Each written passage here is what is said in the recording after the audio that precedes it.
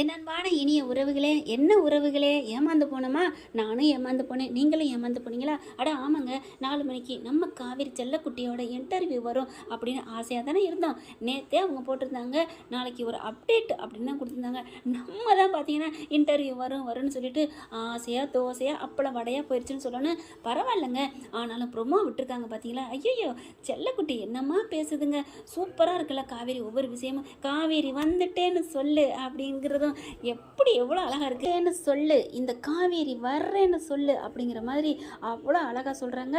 எப்படி நான் காவேரி வருவேண்டா அப்படின்னு சொல்லிட்டு காவேரி பேசுகிறது செம்மத்தூள் அப்படின்னு தாங்க சொல்லணும். கண்டிப்பாக இது இந்த வாரம் சனி ஞாயிறில் கண்டிப்பாக ஒளி பரப்புவாங்க. அது பாதியாக போட போகிறாங்களா, முழுசாக போட போகிறாங்களா, கண்டிப்பாக நம்ம ஷார்ட்ஸ்லேயும் அவங்க போடுவாங்க.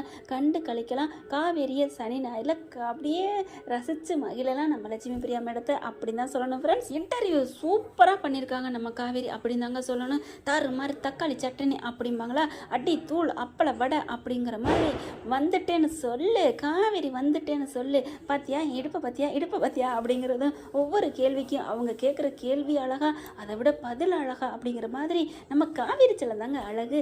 அவ்வளோ அழகாக சிரித்து பேசுகிறதும் அவங்களோட குரலும் அவ்வளோ அழகு. அதை விட ஒன்று சொல்கிறாங்க பாருங்க, எனக்கு இந்த இன்டர்வியூலே எனக்கு எடுத்ததுல இது ரொம்ப பிடிச்ச இன்டர்வியூ அப்படின்னு இருக்காங்க.